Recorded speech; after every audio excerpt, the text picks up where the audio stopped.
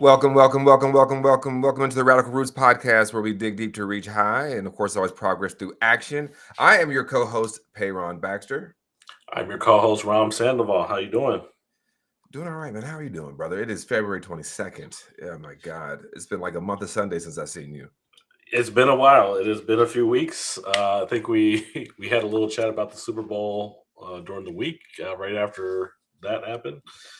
Yeah, that But was last time. lots happened in February. Lots the whole Black History Month, and yeah, I mean, I've just had a good dinner tonight with the family, and I'm ready to get back to it. And we Nice. have a guest tonight too. Yeah, and I don't know if we're having battery problems with our guests, but let's jump into it because I don't want anybody's cameras dying. So if you want to go ahead and kick it off, we'll talk about it on the back end. We just do the regular show. So go ahead and jump into it, Ron. Yeah, so joining us is Mir Yarfitz. He is running for the North Carolina's 10th Congressional District, and he is on the ballot for March 3rd, so right around the corner. The primaries are coming up fast and furious. We are lucky to have him on. He is a progressive candidate, and so Mir, I'll let you introduce yourself. All right, yeah, thank you. So yeah, I'm in North Carolina.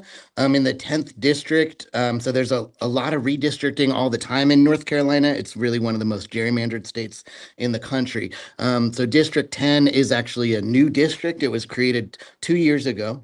And honestly, a lot of people don't even know about the importance of this election because for so long it was a deep red district. And so people who were not voting red were not paying attention to this race. So this is a race with 6 Democratic candidates in it. So it is an interesting race. I will not be speaking about the other candidates. We're just all trying to sharpen what each other's doing.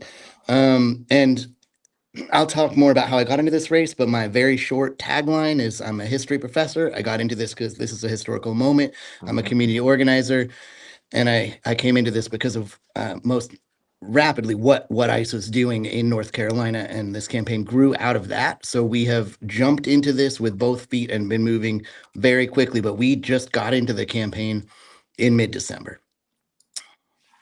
Wow. And how has that been for you thus far? I mean, it's a quick campaign. I don't know if you I ran a 1-week campaign for mayor here in Stallings, North Carolina. I did it 7 days and got 12% of the vote, but as a write-in candidate. But how has it been for you? I imagine it's been a roller coaster, and you're intent on winning. I'm pretty sure. So. Yeah, I mean, I'm here to win. This is not like a protest candidacy or here to make a point or something like that. I mean, we got in, we decided to do this because the current candidates and the current incumbents and the other political folks are not aggressive as far as dealing with the federal government, dealing with where we are. And we needed folks who are going to take much more seriously how serious this moment is. And I'm sure that we will be talking about that. But, we got into this out of community organizing where a bunch of politicians and would-be candidates were showing up to the events and taking pictures of themselves. And when we asked them to make some concrete commitments, they wouldn't do it. So when I got into this, I was already we were doing political organizing. We had started a new organization here called Fuerza Triad Strong, that came out of the on-the-ground community organizing, doing ICE defense from mid-November. And like I said, the campaign grew naturally out of that. But I was already going at that pace because of that organizing work. So we just kept going. And it's been it's been really incredible. A bunch of people have just showed up and are giving a ton of their time because we're trying to build something together. And it's really not about me as a person. I decided to do this because we were trying to get a bunch of people to run because of what was happening, but we had so little time. So we had a checklist. Are you a citizen? Are you over 18? And are you willing to put yourself out there like this? Do you have some skills in front of a microphone, a camera? That I won't say I have. I am a professional public speaker. All the interface of the online stuff and the social media is actually quite new to me. But are you willing to do this? And so, I ended up doing it because I've also had some I did have some training in potentially running a political campaign. I was thinking about running for city council in 2020, 2021. I did a bunch of, at the time, virtual retreats and trainings and that type of thing, and had a sense of what a campaign was. And, I've had a lot to do with other people's campaigns, but I've never been on the inside. I've never been a campaign manager or something. But every election, I'm standing outside the polls during early voting because I really like talking to voters, but more fundamentally, I believe in electoral democracy, and it's something that is very, very fragile, and it's especially fragile here in North Carolina. So, I was looking at your profile and kind of some of the things that you have going on your website. It sounds like you're leaning to more toward the Democratic Socialists. Is there a reason why you're going more that route? Is it more establishment Democrats? Like, what's kind of the division of kind of why you think you're going this route, and why do you think it's beneficial in this season? Yeah, so fundamentally, if we look right now at where the energy is nationwide, it is with the progressive candidates, right? It's with Mamdani. It's always been with Bernie, still with AOC, with the new mayor in Seattle. And these progressive candidates are winning across the country, right? And they're winning, especially against MAGA. And the guy who's in this seat right now is deep MAGA. My decision to run with DSA, I've been endorsed by our local DSA chapter, and we're working with national on that. It's a complicated process. The Democratic Party has failed. The Democratic Party has failed. And I can go on about that for a very long time. Maybe we can decide. I am curious to talk to you about all of that stuff. No, but yeah. but the DSA is closer, I would say, to where I am ideologically. I'm a Latin American historian. I've spent a lot of time in Latin America and been lucky enough to get to spend time in other parts of the world. Most other places in the world do not have a two-party system. They have a multi-party system. And then within that multi-party system, folks get to work in coalition. And so what we have within our Democratic and Republican parties, of course, are uneasy coalitions, but mostly what we have are parties that do not represent people. They only represent corporate interests. And both the Democrats and the Republicans, those party apparatuses, are guilty of that. And that's a lot of why we're here in the moment that we are right now. I'm very uncomfortable with most of what the Democratic Party does. I'm very uncomfortable with its overall apparatus, honestly, with working with it. I feel very conflicted. But, this is the system we have right now, and I want us to change this system. I want us to use our vote while our vote still means something. And having this progressive wing within the Democratic Party allows room for folks getting together to flip tables. I'm not interested in coming in and just flipping tables by myself. I'm interested in getting stuff done. And so that does mean, right, I want to get elected. Therefore, I am running as a Democrat, right? Therefore, I am working with others. There is going to have to be compromise to get things done. I will work with Republicans who are not MAGA. I will work with independents. Marjorie Taylor Greene is right sometimes. And on those issues, I will work with her. Like, if you want to get stuff done, let's not do what the Democratic Party is doing. Yeah, Marjorie Taylor Greene, she's gone now, so I think that's one less workable Republican, if you will. Now it's kind of like a Tom Massey. I think he's probably the only one's kind of somewhat quasi decent. But no, yeah, I think you're right. I'm 100% with you. I think there's this bent towards actually fighting for an actual economic populist message that is class conscious. There's actually there's actively not just lip service to identity politics and just trying to leverage those identities just to get power, then to give all that power back to corporations who are then lobbying to take our rights away, right? Like, it's all interwoven and interstitched together. So you said you're just getting in. You said you're about 3 months in, roughly, give or take. So Kamala Harris ran for 107 days. I know that's probably for the full, not, I'm just saying. So there is a track record of people saying that's not enough time. Do you feel like so far that you've been able to at least get your feet underneath you, that you're kind of getting scraping your knees, cut your teeth in the right way? How has that process been?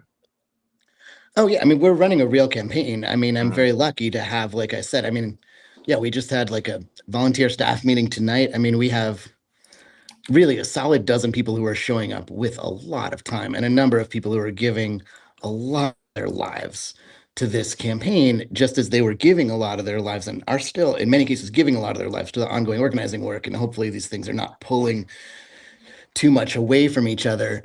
But I mean, we have been working. You're like, oh, you're burning the midnight oil. I'm like, no, we are working 16 hours a day to make this happen. That's right. But we've been lucky enough to be given what we need to make this happen. We have a billboard. We have, this is a real campaign.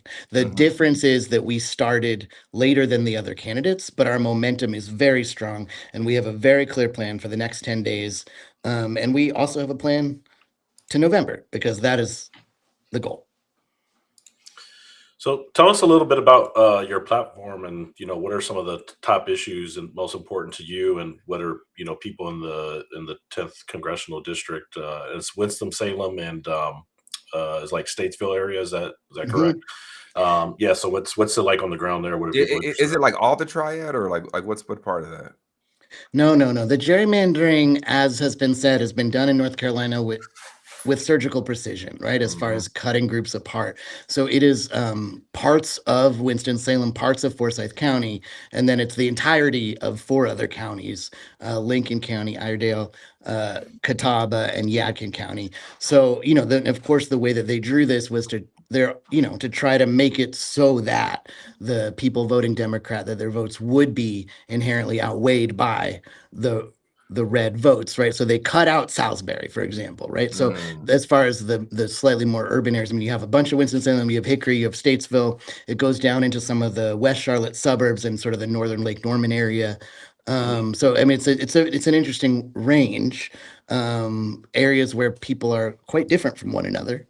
And so we're thinking about the platform in relation to the broad range of people in this district, right? So again, I got into this race driven by the immediate emergency, which is the human rights violations of this federal government, which is the destruction of the Constitution by masked kidnappers, right? So that my number one priorities are around stopping that violence, and that violence is still happening. So even when Bovino is gone, and even when that, sort of very particular thing that they're doing in Minneapolis, what they were doing in Charlotte, what they're trying to do, the video footage they're trying to create with all of that, even as that Mhm. has been rolled back, they are, they're just getting people at traffic stops. They're just escalating other ways to grab people and get their quotas, right? And they're constantly evolving their tactics. So all of that, and also, immigrant communities are still absolutely terrified, are still staying home, are still not going to work, are in some cases not going to school, are in some cases not going out to buy groceries. I know about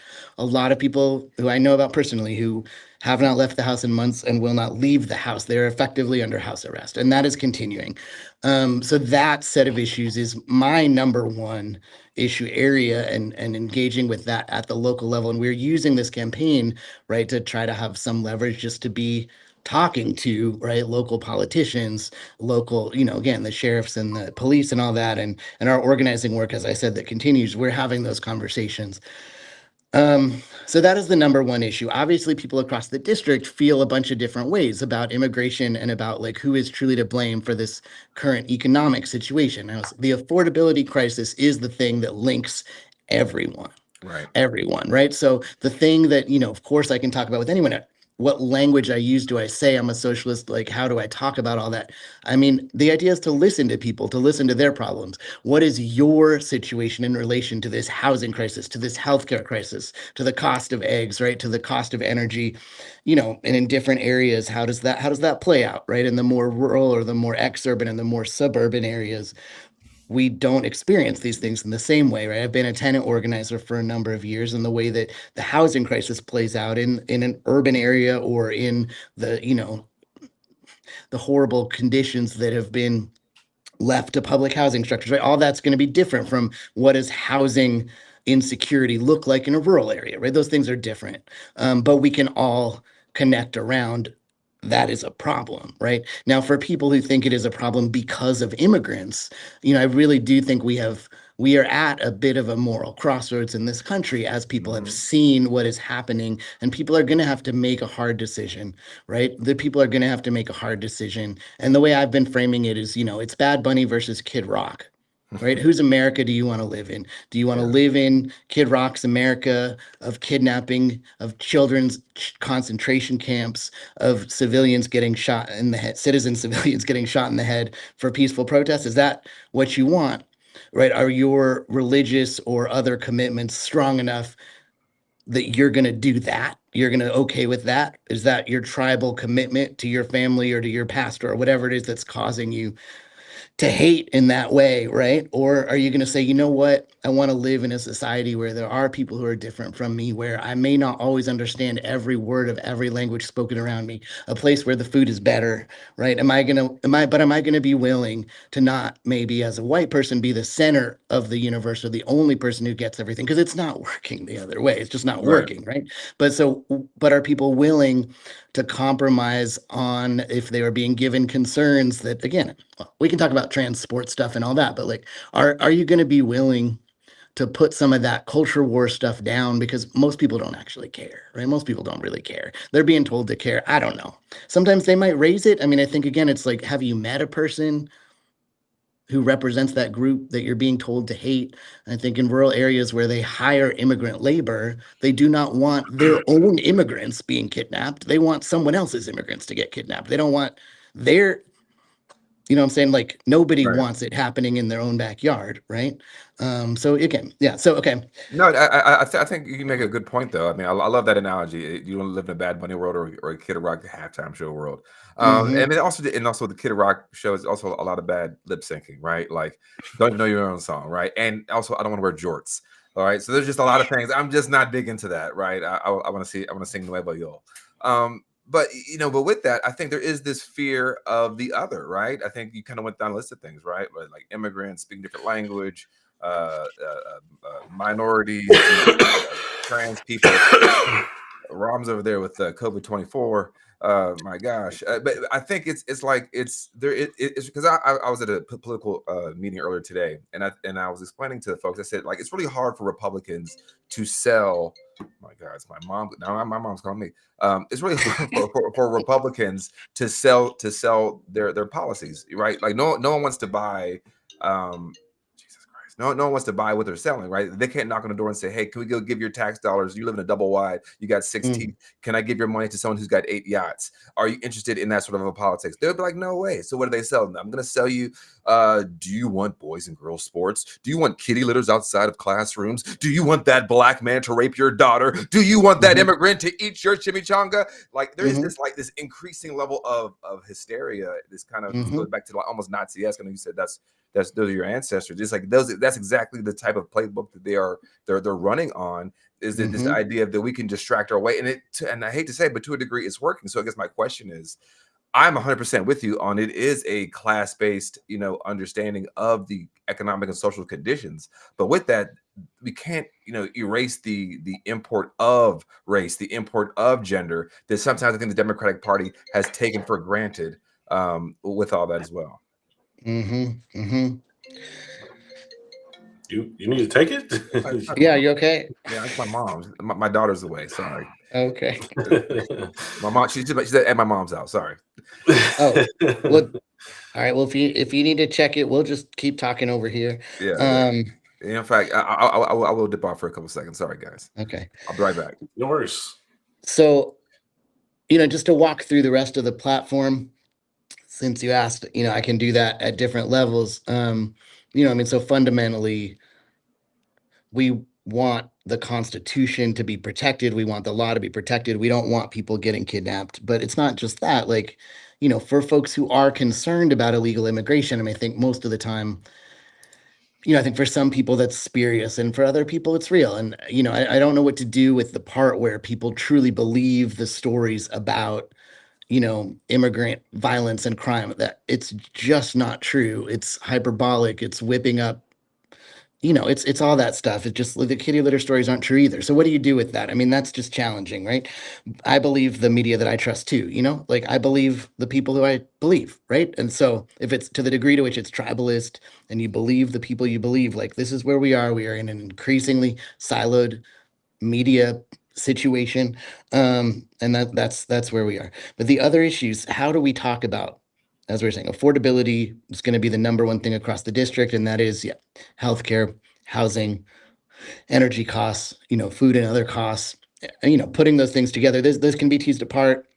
We can talk about policy in various ways if you all want.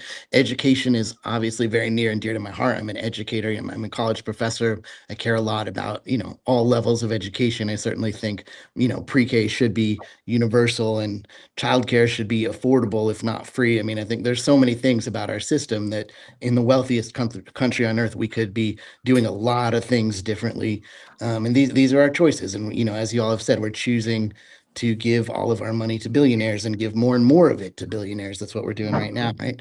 Other aspects of the platform around, I am very interested in international policy issues. And I'm a Latin American studies scholar. And I've also done a lot of work as a Jewish person who supports the rights of Palestinians to live and exist. And so, I have a lot of conversations around public policy that I also am able to bring the conversations that I've had for years with people in other countries to bear, because we have a lot to learn from other countries about, for example, dealing with authoritarianism, right? And the Nazis are not the only analogy here. I mean, Right. sure, the black shirts, the brown shirts, sure, yes, ICE is that.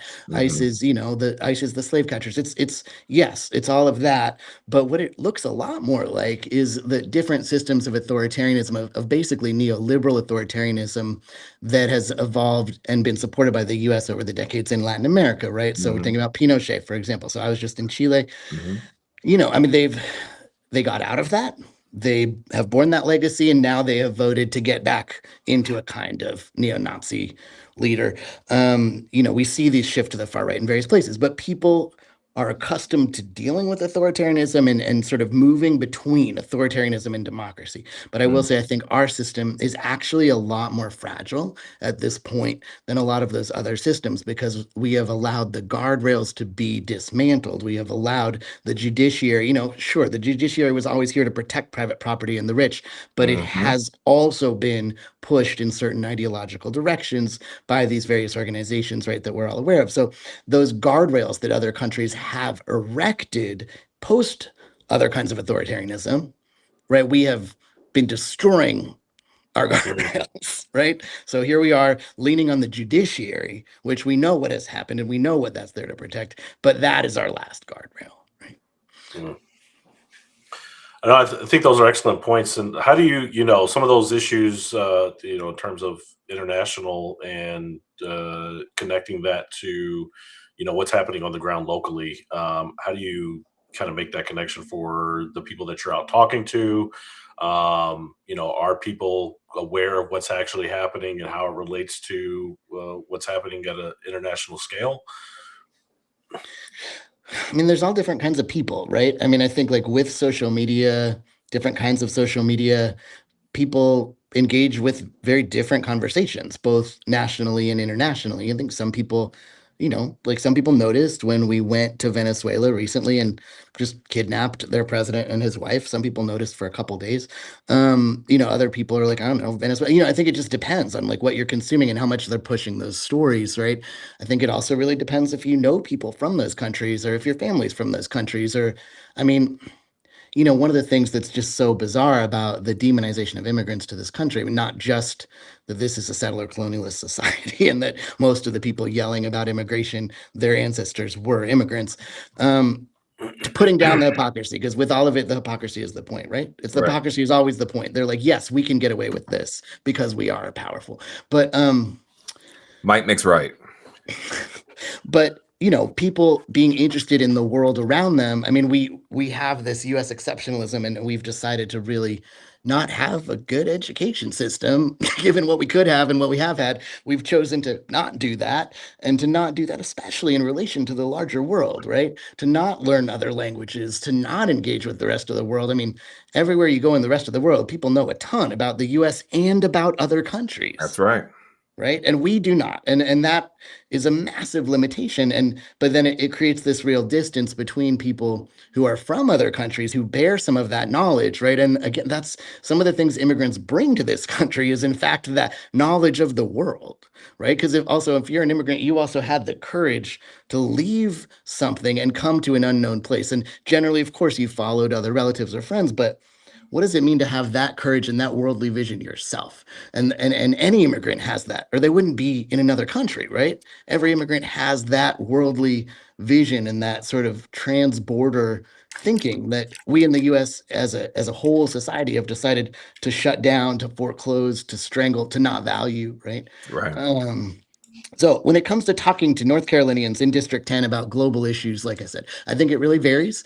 I mean, look, fundamentally, do people care more about themselves or somebody else? Do people care fundamentally about their own personal, private, family problems or the rest of the world? I mean, we live in a society that has trained all of us to be profoundly selfish, individualistic, self-serving, and to limit as much as possible who we see as part of our own, right? So how many people have a vision of the world as our own, right? And I mean, because I have been blessed in my life to be able to learn another language, multiple other languages to some degree, to travel to meet people in other parts of the world, I don't fundamentally identify myself and I've lived in a lot of places in the US, so I don't feel like, oh, I am only of X place and my Right. people are only X people. I'm like, no, my people are all kinds of people from all kinds of places. In here I could quote all kinds of people. It's not that it's not that highfalutin. It's just that I've gotten to meet a lot of people and see like, we like each other. We have stuff in common, right? So I think sometimes there's a misconception. If you live in North Carolina, if you live in any place where, I don't know, some of this is just the stuff that people in other parts of the country think about the South, that you are inherently provincial, that you don't care about people in other places or the rest of the world. And I mean, I don't think that's true. I don't think that's fair. I think like it's not fair. Sure, you're going to have a different view of the world if you grow up in a very dense multinational neighborhood somewhere in New York City, then here you'll have had more experiences like that. But I don't know if that means you don't care. You just don't Yeah. know, right? You just don't know. I mean, do people want to talk? I mean, and then it comes up like, what is on the news? What is scrolling? So let's talk about Israel Palestine for a little bit. Like there's this accusation, well, nobody was thinking about Israel Palestine before October 7th. Now, obviously that wasn't true. Like I have, along with other progressive Jews, always been thinking and talking about Israel Palestine, and other folks have been, thinking and talking about Israel in other ways, positive, Right. negative, all kinds of ways. That is an in-group, in-community issue in some ways, and then it has become a larger issue. How do you learn about it? I think it's so hard when people are not told it's okay to not know. It's okay to not already know. It's okay to ask questions. It's okay to try to learn, right? And I think that's some of it with all the international stuff. It's like, you don't have any background because our educational system has completely failed. We have chosen to make it fail, so we don't know anything about geography, about what languages people speak across the world, around where is the African diaspora. Like all that these are failures of our education system in general. Anyway, I No, think people in North Carolina are interested in all kinds of things. I think we also underestimate people. absolutely. I think, and that's been the problem. I think with the two-party system, one party thinks you're stupid, one party thinks you're lazy, and that kind of plays to the advantage of both of the parties, right? Where like that they don't think, oh, they're not worried about that, they're worried about their dollar. But I think to our point of what we're talking about, if we think internationally but act locally and realize, well, if it is about this quote unquote austerity measures we need to take and worry about where the dollars are going, then why are we putting battle cruisers everywhere? Why are there 800 military bases everywhere? Why are we actively, putting these economic sanctions on places that are going to send more immigrants here? Right at the end of the day, like the thought process of putting all these things together are not taught to us as individuals, right? And we're told that we have this axiomatic good as just being America, just being the United States. And I think a lot of folks, per the Benito Bowl, realize that when you say America, to a lot of people, it's a difference of opinion, right? And like we have this kind of myopic viewpoint of what politics is and where our standing is. And I think a lot of people, they're unable to kind of separate that, right? Like, well, if I'm a United States citizen, I should only care about my dinner table and being able to work and my wages going up, instead of realizing the reason your wages are low, the reason you're getting poisoned in the air, the reason your food has all these chemicals in it, the reason why you're getting pushed around at your job is because some of these other things internationally, right? And I think bringing those things together, and I think so your campaign as well as like Zohran Mamdani and these other more progressive campaigns, they're tying this stuff together and they're not budging. So I guess my question is, if you get into Congress, right now, I think as we talk about international things as it relates to South America, Latin America, as it relates to Israel, Palestine, those are probably the two largest issues for the progressive agenda, because it does impact all the domestic things. It does impact ICE, because that's who the IDF helps train ICE agents. It does, they help train police officers. The way that we operate with our immigration policies, right? All these things they all intersect. So how do you plan, if you were to, if you make it across the official line in November, how do you plan to work with someone like Hakeem Jeffries, who can't say that, it was wrong to steal a sovereign president from Venezuela? Like how do you work with these people who won't call Benjamin Netanyahu a war criminal? And they all stand in applause in the chambers of the Congress. Like, what is your plan to then build that coalition? Because they seem pretty recalcitrant, if you ask me. So I was just thinking, a few years ago, one of the Democratic National Conventions, it was after 2020, and it was like the Democrats did, it was that one. It was 2020, and there was just all this stuff in the DNC. It was, everything was virtual, blah blah blah. And everyone, not everyone, those of us who were able to be home were home, right? And they were, we were watching it, and it was like, oh, the DNC is going to pick up the rhetoric, the language, but none of the substance. So, the DNC is beholden only to its corporate donors. That's it. And the rest of it, there's no value, there's no program, there's no plan, right? Maybe I shouldn't actually be yelling about this. I need to talk to my campaign manager for a second. No, I'm just kidding. So, the Democratic Party is a large part of the problem. I will not say the two parties are the same. They are not the same. Not at all. They are not the same. And where we are is due to a lot of different people acting very selfishly. And, so how do you work with people who you disagree with? Right? I mean, so we're talking about, what does it mean to live like, if I'm saying, hey, we should all be okay living in a diverse society with people with languages and food, this and that, well, that means I too must work with people who I disagree with, right? So one of the things, like, let's say, like, I'm a trans man, I transitioned over 20 years ago, and I've seen a lot of different moments in our sort of national politic around talking and thinking about trans issues, LGBTQ issues. Sometimes it's hip. It was a big part of 2024.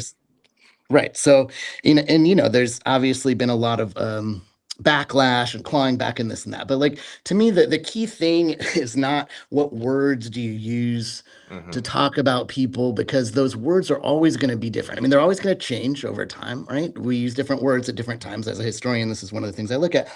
But also, what words you use is about class, it's about race, it's about culture. How you refer to yourself is going to differ depending on where you were born, where you live, right? All that stuff is different. So if we're going to live in a diverse society, that means we're not always going to use even the same language, right? Language, not just language like Spanish or English, but language like, how do I call myself? How do I think about myself, right? So even at that level, if I'm going to work with people from a broad range of backgrounds, I need to deal with the fact that they have different ways of talking than I do, and that they have different ways of thinking than I do, that we have different goals. So coalition building is always going to be about, do we have the same ultimate goal, right? And like I was saying before, if you have to work with somebody of a different background, but you have that same ultimate goal, then you will work with them on that goal. That does not mean that you are co-signing their entire platform, right? And again, this is something that we have lost because we have a two-party system. In other parts of the world where they have a multi-party system, you can have a coherent ideology, set of values, platform, and then work in coalition with a broad range of folks, right? And sometimes you're working with folks who you're very different from, and sometimes you're working with folks that you're more similar to, but you're not co-signing all of it by saying we're going to work together on this issue, right? Yeah. So that my approach to the Democratic Party would be, in part, we're going to work together on stuff because we're going to have to, but also y'all are going to need to move because this isn't working, right? But we're going to need a lot of pressure to force them to move, because if they were going to move because they wanted to move, they would have moved, right? They do not have to. Again, if everything is determined by the corporate donor class, whatever, they don't govern. So if we're going to get any of these policies done, we're going to have to force, we're going to have to flip the House, but then that's not enough, because we're going to have to work against the corporate interests and the lobbying class. And we're going to have to do that in different kinds of coalitions, but those coalitions are going to have to work with community organizations, with social movements. That pressure is going to have to come from somewhere that's not just money, because the money is the money is all being hoarded in one place. So we have to use other levers. It's going to be other kinds of people power, right? So I've also, have a background in labor organizing. I've been for a bunch of years the president of our like non-union. We're not allowed to have unions as professors in private universities in this country. And in any case, this is a right to work state. But the way that you get institutions to move is by making them move. You have to make them move. And that means you get power together in some way, right? And that's not going to be violence, and it's not going to be money. It's going to be something else. It's going to be publicity, moral suasion. It's going to be large numbers of people. It's going to have to be people doing something different, right? People are going to have to demand something different of their elected leaders, and they're going to have to do it in a way that forces those elected leaders to listen or forces those corporations to demand something else. Right? Yeah. I'd say, a lot of what you're saying resonates for me, echoes a lot of what we've been saying on here in terms of coalition building and, and also the criticism of Democrats or the Democratic Party in itself.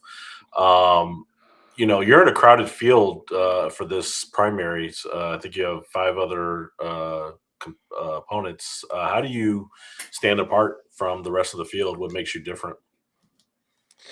Yeah, I mean, none of us are professional politicians, right? None of us are actually attorneys. So it's an interesting range, group of folks, and some folks are there's a couple of us who are trying to position ourselves as progressives. I am the only one who has been endorsed by the Democratic Socialists of America. There was a complicated process to get there. I've also been associated with that group for a bunch of years, but I still had to go through that whole process. And I mean, I've been a community organizer my entire life, so I'm not showing up at events for photo ops.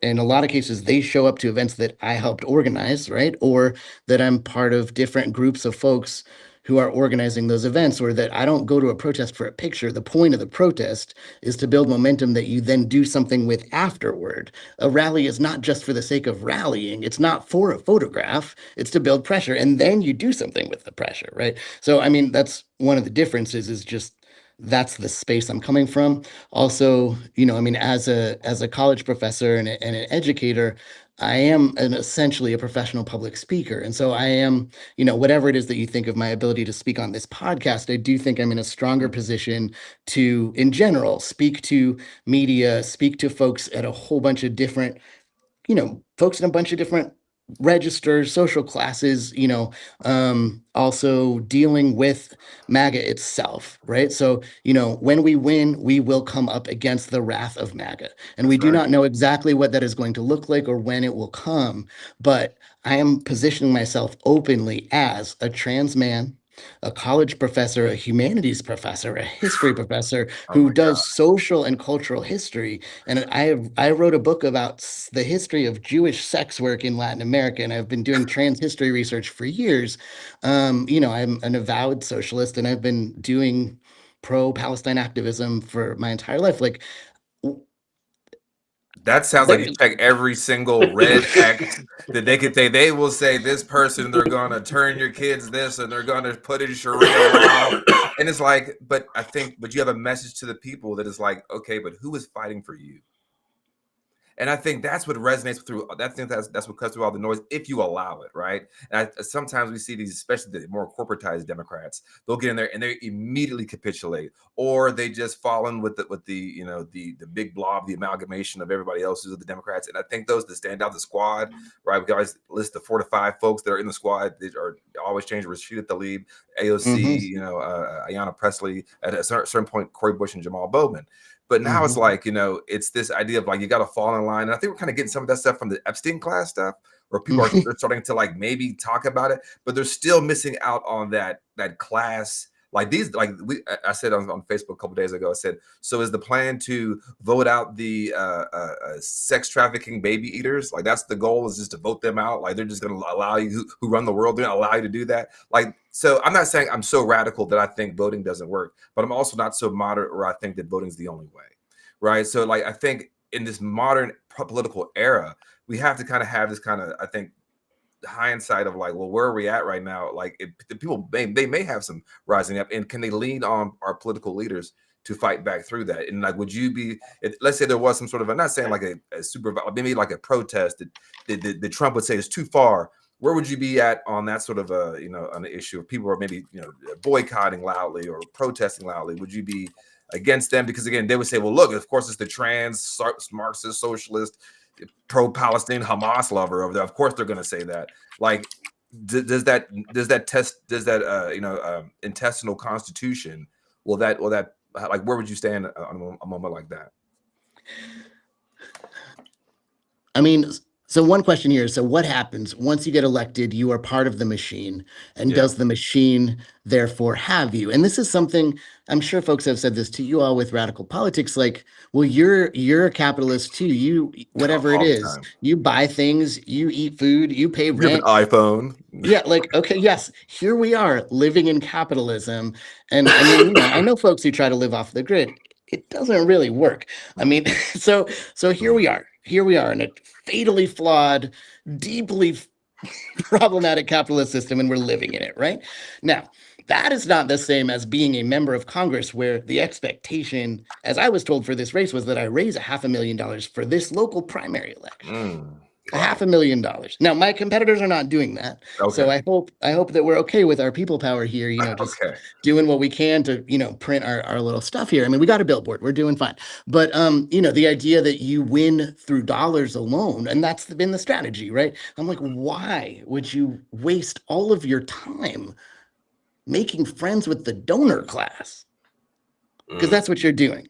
That's what they're doing. They're spending, the expectation that I've been told by folks who, do Washington is like, you will spend 40 hours a week on the phone with donors. So that means I'm not organizing, right? That I'm certainly not organizing. I'm not working with volunteers. I'm not talking to voters. I'm not listening to voters. I'm not coming up with new ways to listen to voters. I'm not building new relationships with voters across my district. I'm not working with community organizations. I am talking to the donor class, period. I'm not even working with other politicians to come up with policy. I'm not working with, anyway, you get the point, right? We need to do something else, right? We need to do something else. Now, your question about the intestinal fortitude, I have literally taken it upon myself with backing. You don't go into stuff without backing. The reason why you organize with other people is so you're not just sending yourself out there alone, right? You go with a bunch of people. Like you were talking about people being in the streets. They don't care if millions of people are in the streets. They do not care. They have already showed that. They don't care. Do they care about a general strike? Maybe. What's it going to take for us to get to a general strike? Do they care about that? I don't know, because they actually only care about their own pocket. Can the general strike hit them personally? And only at that point do they care. Do you stop them from getting to work personally? And if not, I don't think they care. They don't care. They don't care. Right. Getting this question of intestinal fortitude, I was saying, like, I've personally led the charge to try to get the president of my university out on a vote of no confidence. I've done a lot of things in my life. I don't know, I've been living for 20 years as an openly trans man. Which I say all the time, I think trans people are some of the most remarkable people on earth, because if you can, basically second guess this whole gender binary, you can second guess everything. And that's what puts fear in their hearts, because they live in the binaries. They live in this black and white, man and woman, poor and rich, up and down. And it's like, you know what? Who put these shackles on us? Who put us in these boxes? We lived this way before we lived here. Before this, we're 250 years in America, United States of America. There was a way before this, and there will be a way after this. And I think the question in the meeting I was at earlier today, and I'll ask you, what is the world you want to build? What is the vision of the world you want to live in? So one of the things about being trans, and I do get annoyed if people say, "Oh, you're so brave for being trans." It's like, well, no, we just had to live this. And there's a whole complicated story about that. No, you didn't say that, but I will take that. No, but people do say the bravery thing, because it's so hard to challenge the world around you, and the world around us tells us that we are insane as trans people, that none of it's real, right? And so it's a constant pushing back against daily gaslighting at every level, and that gaslighting usually happens everywhere, from our own families to the entire world. And so it is an act of living in a reality that is not necessarily confirmed by everyone else, right? Just like right? And at this moment, I feel like we're living in different realities in relation to what's happening in this country right now. Is this the development of a kind of authoritarianism that could go in a very bad direction, right? As is already happening for some people who are under house arrest, right? For some people who are being kidnapped, for some people who are being put into torture centers, who are being detained in ways that, are absolutely egregious. Is this even happening? Because I think we're living in different realities around that right now, right? So when I think about the world that I want to live, I mean, fundamentally, it does not involve any of those things. Right. But I want to talk about what it feels like to live in that world, because I believe we already are living in the world that we want to live in, and we have to live in that world and notice when we are living in that world and grow that world. So I'll give you an example. That day when I met Marilyn, the co-founder of Fuerza Triad A friend of mine. Strong. A friend of mine. Mm-hmm. Just an absolutely incredible person. And I met her. She's okay. I met her on November 20th of 2025 on a street corner in little, what some people call Little Mexico in Winston-Salem in Wautown.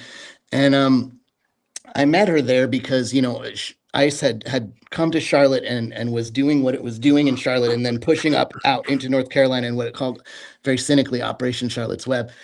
And so, various folks here in Winston-Salem and in all kinds of areas were trying to figure out what do we do? How do we defend our own communities? How do we say, no, you're not going to kidnap our neighbors. You're not going to kidnap us.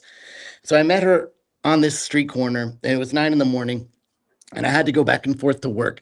And I got there at 9 a.m. We immediately went on TV together. And then I came back a couple hours later. And when I came back, there were dozens of people there, a lot of young people. And they had music, and they had like trucks up on the grass, and they were partying. They were celebrating. Celebrating. And it was a celebration. It was not just a protest. And when I came back several hours later, it had evolved even further. And young people were doing burnouts. I didn't know what burnouts were. For those of you who are old, burnouts are when you kind of like rev your tires in a way that like makes a bunch of smoke come up, and it's real loud. Fast and Furious type shit. Yeah. But what was happening was joy, was people taking up space. That corner did not belong to ICE. That corner belonged to us.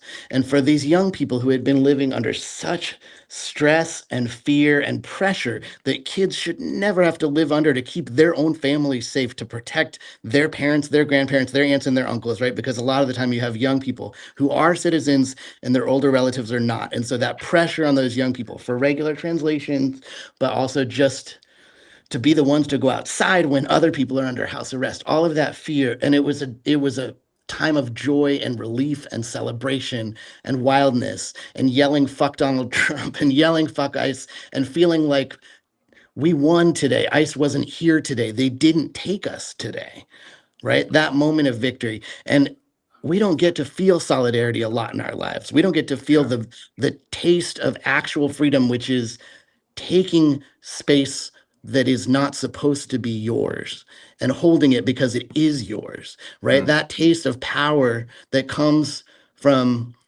holding what is rightfully yours, right? Now that's the world I want to live in. It's Bad Bunny's America, and it's that street corner.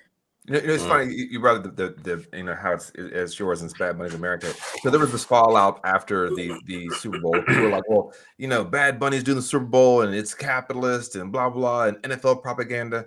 And there was a lot of backlash towards the Latino community, right? Like, how dare they support this and blah blah blah? It's capitalist. They're the ones funding all this bullshit, right? But I saw a video of a woman saying something. It's very much in line with what you're saying, Mir, where she said that when you're fighting and you're in the struggle, you cannot forget to live. You cannot forget to have these moments of joy. And if you don't have the moments of joy, then what the hell is all this fighting for anyway? And it's very similar to what you just said. If you don't get 13 minutes and 43 seconds, that's how long the Benito Bowl was. If you don't get 13 minutes and 43 seconds to just not think about ICE, not think about Trump calling you a shithole, not worry about Pete Hegseth going to bomb somebody, not worry about Marco Rubio being high on cocaine, not worry about Pam Bondi protecting pedophiles and child eaters, not worrying about all this shit, not worrying about damn Herschel Walker or whoever these dumb Candace Owens. You can just worry. You can be happy. and you have that joy. And that is something that I think those of us who come from oppressed groups, marginalized groups, are something that the overclass does not have, right? That the white cis male Christian culture does not have, because all they have is control and domination. So when they say they're losing, when they say they're losing culture, what they're actually meaning is we're losing control. We had control over the blacks. We had control over the immigrants. We had control over the Jews. We had control over the trans. We had control over the gays. It's like, well, not anymore. Now you're going to see a trans person be on America's Next Top Model. You're going to see a black person run to be the president of the United States and occupy 1600 Pennsylvania Avenue for 8 years. You're going to see a woman be your boss, and she's going to be smarter than you. They can't take it. So on this show, I say a lot that we have a cultural problem first, and then the political problem second. So it's really hard. So it's like, and a lot of times the Democratic Party, they're good at throwing political answers to a cultural issue. I think the number one reason I think that we're here, honestly, if you ask me, Mir, is that we should have never had the Confederates breathe another breath of air. Like allowing the Confederates to not get their just due and allow them to go back into the Senate, allow them to get their property back, allow them to take over the South again after 1877, and all this stuff is why we're here, is why we're still dealing with the remnants, the vestiges of the original sin, if you will, as I like to say. But like that's who it is, because these are people who have a singular narrative that like, oh, I am the reason that this country is great. But it's like, this country is great because it was stolen. This country is great because it was built on the backs of enslaved people. This country is great because you controlled all the legislative mechanisms, and that history, that single solitary narrative, is what they're fighting for. That's why JD Vance is that they're saying, oh, it's okay. So what does he say? It's okay not to apologize to be white or some shit like that, right? It's like that's the myth that you want people to hold on to. But now people are like, you know what? No, I'm Mir, I'm Perron, I'm Rom. My life is not defined by what y'all fucking say, you fucking losers.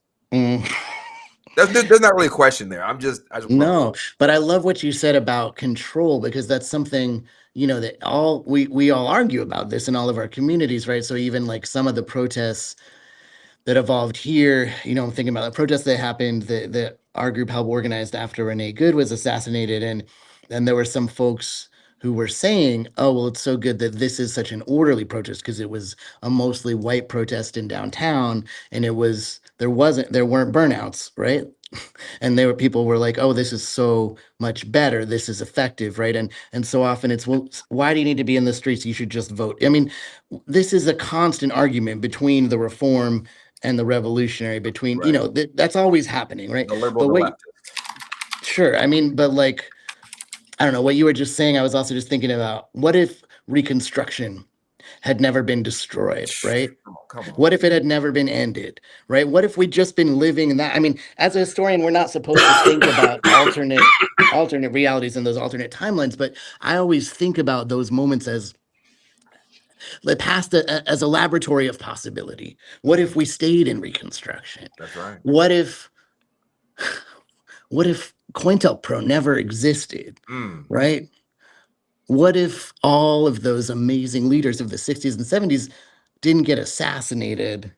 What if crack was never brought into the inner cities? What if all of these ways that everything that folks have managed, despite all kinds of systems of oppression to create, what if it was not continually systematically destroyed?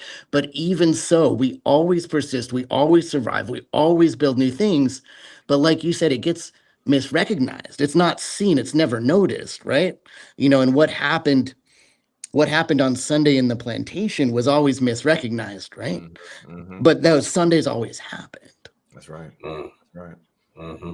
Well, Mir, it's been fantastic having you on. How can folks be a part of the campaign? Where does your next event? What is, how can folks get involved? I want to go knock doors for you. Like I'm not in the area anymore. I mean, again, that's how I met Marilyn. I used to be in Greensboro. One of my favorite Latinas. She's amazing. I hope she's watching. But how can folks who are watching, or folks who will watch this later, how can they get involved with your campaign support?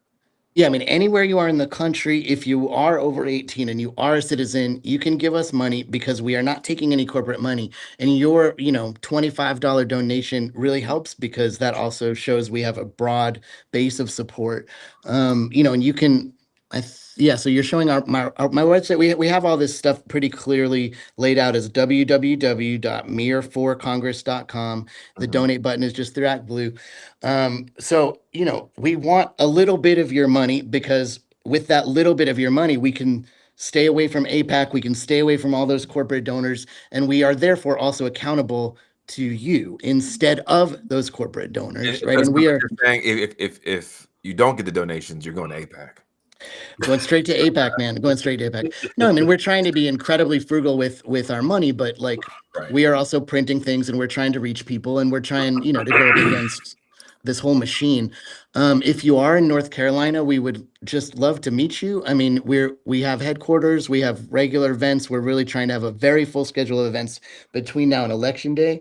We love to have people come out and poll greet with us, and it's a really fun thing to do. We're mostly going to like pretty Democratic primary areas where the voters, it's very interesting. The voters they don't know which of the six of us they're going to vote for, because they have not actually realized that this is now a winnable race, because it was a deep red district for so long. They don't know that 2 years ago, the re-gerrymander made it winnable. So right now, this is an R9 district with Pat Harrigan, who is literally an arms dealer. He named his children Reagan and McKinley, right? Literally selling his children to the devil. Oh my God. So don't forget Ronald Wilson Reagan. Each word of his name has 6 letters. I'm just saying. Go ahead.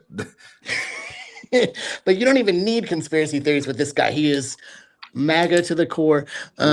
Sweet. But people don't realize that this is now a winnable district. So they're not paying attention, and they go in and they're just going to vote for whichever random one of us is listed first on the ballot, right? Which gives an advantage to the first one on the ballot. So those conversations we're having at the polls, like, you're not convincing anyone. You're just like, hey, do you want to flip the house? We could flip the house. And here's how you do it. We have the energy to flip the house. We have the people power to flip the house. Across the country, progressive candidates are winning, and they are winning against MAGA. And we're going to do it. And how's your last question? How's your social media game? Like I mean, Zoran, he set a very high bar. Like, are you doing like, you got Jadakiss out there? You got J. Cole? What's going on? We're gonna need some. I mean, look, you can go and check. I will tell you all something. I did not personally have a single social media account before 2.5 months ago. Not one. Not one. That's all right. So I'm a person who has tried to stay off of it for a variety of reasons. So everything is new. The challenge has been, again, like, because we're not paying people, right? So we're really we're working with our volunteers to try to get it. The social media is a thing that takes a lot of time to do well. We're doing the best we can. It is important to us. And I will say that, if you take a look at what we're doing, I mean, it is in that line. And we have, a lot of fun plans for the next 10 days to keep hyping up our social media, using those algorithms. And definitely when we look ahead, we have a lot of really big plans on the social media front. We're going to need to take this campaign national. That's our plan, right? But yeah, you can see where we're going with this, with our fun colors. I love the colors. I love that. Yeah, we like to call, this is our signature lesbian purple. It's from the lesbian pride flag purple. I love it. That's right. That's damn right. Give me some lesbian purple. Ain't nothing like a lesbian purple on a Sunday afternoon. That's right. That's right. It's a delicious drink. So yeah, I mean, another thing I will say, in general, across the board, this is an off-year primary election. So if you can just make sure that everyone knows there's an election, does something. I mean, we're telling people to do 5 things: vote, get your friends to vote, donate to somebody, right? Go to some event, participate in democracy. These are the things that are going to make us continue to have anything like a democracy, as problematic as it is, right? And I get in trouble with some far left folks if I say, do we want to go the route of Russia because they're defensive of Russia? I'm like, Russia and the Soviet Union are not the same thing. Right. But we can have voting that means absolutely nothing, right? We can go in that direction, or we can have voting that potentially could mean something if we stand up and give ourselves something to vote for. I love it. I love it. Mir, thank you again for coming on, and we wish you nothing but the best. And it's Mir for Congress, right? Or is that the Mir for Congress, mirforcongress.com. All of our socials, they're Mir for Congress. NC-10 is often the handle. You can find us, Insta, Facebook. we're like everyone else, we're in some controversy with TikTok right now. But yeah, and we'd love to You're see Hamas. That's why. Stop being Hamas. we'd love to see all y'all out there. And please, yeah, like I said, we got a headquarters. You can reach out to us directly through the campaign website. You can like reach out and say hey through that website. And I mean, yeah, we're here and we're gonna take the house. So keep your eyes right. on the prize. We look forward to seeing All you right. on the other side, my friend. And Thank you so good much luck. for having me on. No, this has been a really fun conversation, and y'all are very thought-provoking gentlemen. So I will continue listening to what y'all have to say. Thank you so much. Thank you, man. Thanks for joining us. Have a great night. See ya, Take care. man. All right. All right. Good That stuff. was Mir, and I'm gonna get the last name right. With a name like Payron, I was gonna get people's names right. Mir Yarfitz. Yarfitz. Mir Yarfitz. That was a fantastic conversation. He is a delight. Yes, absolutely. It's a campaign that sounds great to me. I can't vote there, but sounds like a campaign platform that I would get behind. I mean, hit all the right notes. Very much in line with a lot of what we say here. So there's 5 other candidates there, and I'll be honest, I don't really know them very well, but I bet they don't have lesbian purple. And they have not been endorsed by the Democratic Socialists of America, which holds a lot of weight these days, following Zohran Mamdani's election and rise to fame, right? So that's actually a force to be reckoned with these days. I think it is. I mean, I think they're up to. I think DSA. I heard I checked last week that they're up to like 100,000 members. I mean, it may not sound like a lot, but if you take someone like a Zohran and duplicate that by hundreds of thousands, right? They're getting involved at school boards and county commissioners and some of these state senators. I mean, that can mean a lot. Yeah, and I think it's like it's not, you can't really tailor a political message for every single issue to appease everyone. I think a lot of it is listening, right, and being able to communicate with folks and come across as genuine. And I think that's more important. Like people who are genuine, who are human, who are I guess I'm biased, but I like people who are worldly and see themselves as parts of the world, not just my little town, and that's the only way it should be. So, and that's the politics we've been getting for a long time. It's kind of like, don't you like sitting on a log? Don't you miss Jim's ice cream shop up the street? It's like, okay, dude, like we live in a global society. We need technology. We need infrastructure. Don't you miss fishing with your dad?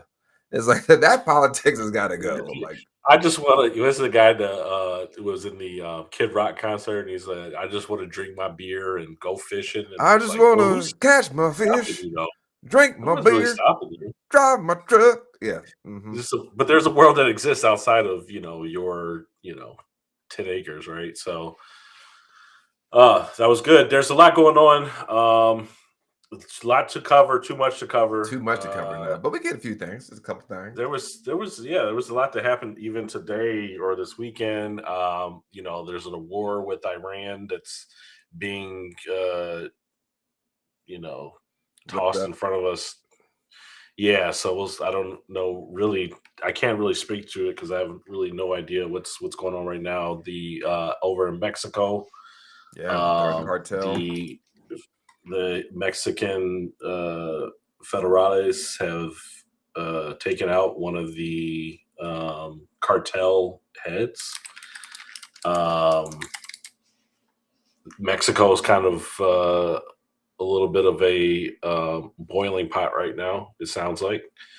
But what happens when you take out cartel. They say, Scheinbaum said that. Like when you take out a cartel leader, this is what's going to happen. There's going to be violence, but you have to make sure that you are. I'm kind of against state-sanctioned violence, but also understand that like where these things are housed from when you have this kind of criminality of drugs. And I haven't really it happened before. I was at that meeting that I came here. I didn't have a chance to really dig deep into it. I saw some of the clips of it, and maybe we should talk about it. I feel more well versed in it. I'm not as privy to it, but I do know it is an issue in areas like Mexico. And again, the majority of the guns come in from America through Florida. Yeah. I'm not well versed in that either. I see what's happening, and I heard from some people there that these kind of things are kind of on lockdown, and um, you know, I would say, yeah, I don't know, nothing lasts forever with these especially with these drug cartels and these alliances, especially the ones that have existed with, I think, parts of the government themselves, right? There's a lot of corruption in Mexico as well. So, I'll kind of observe. I'll sit back and observe and kind of see what happens. But yeah, just one of those things that popped up today as well. Yeah, yeah. No, it's all of our, I hate to say it, thoughts and prayers going to the folks of Puerto Vallarta where this is happening at. But this is why we have to understand that, like, when you have this inability to allow people to be, and you have these larger geopolitical powers that are trying to push drugs and guns, and I mean, we all remember the movie Baby Boy, where he said it's about the guns and butter, right? Like that's what this is about. This is some of the stuff guns, and some of the stuff butter, right? And that's what it is, right? So like it's yeah. But anyway, some of the stories we got. What's the first thing you got today? Well, the Secret Service also killed a man in Mar-a-Lago today. Yes, they did. They did kill a man today. You're talking about this before I went to that meeting. So why don't you go ahead and set that up? Yeah, so the man is from North Carolina, and apparently he walked into Union Mar-a-Lago. No, not Union County. But a 20-something-year-old man walked into. They said he got into the perimeter around his Florida home with a shotgun and a gas can. And a gas can, and they killed him. Yes, and they somehow. Well, he must have been a trans Tifa feminazi, blue haired, septum pierced, half black, half illegal, half animal, three halves. It had to be, right? It had to be. I mean, I'm just guessing. And he had to be also the blackest person on earth as well. Like he had to be charcoal black, correct? No, so not at all. I can show you what he looks like. I'm waiting to see this black man. Let me see this black Negro. Let me see this Negro. Where's the? Can't wait to see his hulking muscles. So it's the man on the right. Is the man in the middle? On the right. On the right. Oh, well, the one in the middle is a murderer. Probably. I wouldn't be surprised if it's another one. Who's the man on the left? Who's that? Distraction. I don't know, the police chief, but this is the guy. So this is our darling here. Okay, here we go. Yep. All right, armed intruder shot and killed at Mar-a-Lago. Okay, but maybe he's a part of the maybe he's part of some sort of woke mob. You ever think about that? Austin Tucker Martin of North Carolina. Yeah, I doubt it. Have we seen any of these shooters that are, these supposed assassins of Donald Trump? They've all been white men. A couple of them have been about this age. Mm-hmm. And they're all, to me, it's all very suspicious to begin with. But I don't know who walks into Mar-a-Lago. First, how do you get into Mar-a-Lago with a gas can and a shotgun? My black ass would be kicked. They would shoot me for just walking in, and I'm invited. Hey, I'm here to see brother shoot that nigga. I'm dead. So the fact that a white boy can get in with a shotgun and a gas, shotgun and a gas can, So what is that like? I'm thinking of like Fast and Furious. Is that like the NOS canister you screw onto your car? Like what is a gas? I'm assuming it's like the red can with the the yellow nozzle. Yeah. That's what I'm assuming, but I don't know. I need to see some videos. Maybe he's going to throw the gas can and shoot it. Maybe these guys. It's he's not even there, so I don't know. I don't know what these. It doesn't even make sense. It doesn't add up. None of it adds up to me. Does it ever, Rom? Does it ever? That happened. The country